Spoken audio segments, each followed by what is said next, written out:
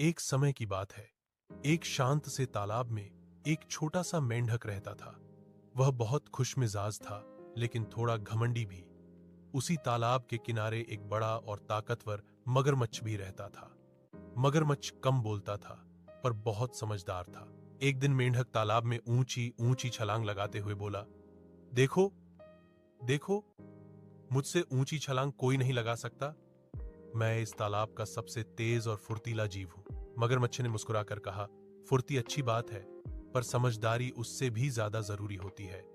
मेंढक हंसते हुए बोला, तुम तो बस पानी में तैर सकते हो, मैं तो जमीन और पानी दोनों जगह कूद सकता हूं। कुछ दिनों बाद तालाब में भयंकर सूखा पड़ गया। पानी धीरे धीरे कम होने लगा। छोटे छोटे जीव घबराने लगे। मेंढक भी परेशान हो गया, क्योंकि उसका घर सूख रहा था। मगरमच्छ ने स्थिति को पहले ही समझ लिया था। उसने तालाब से जुड़ी एक गहरी नदी का रास्ता खोज लिया था।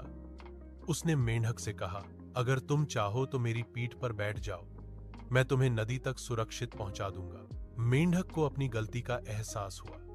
वह समझ गया कि सिर्फ फुर्ती ही सब कुछ नहीं होती, समझदारी और दूरदर्शिता भी जरूरी है। वह चुपचाप मगरमच्छ की पीठ पर बैठ गया। दोनों सुरक्षित नदी तक पहुंच गए।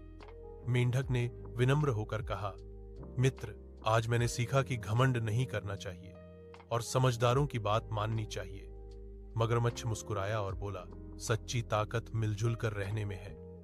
सीख, घमंड से नहीं, समझदारी और सहयोग से जीवन की कठिनाइयों को पार किया जा सकता है।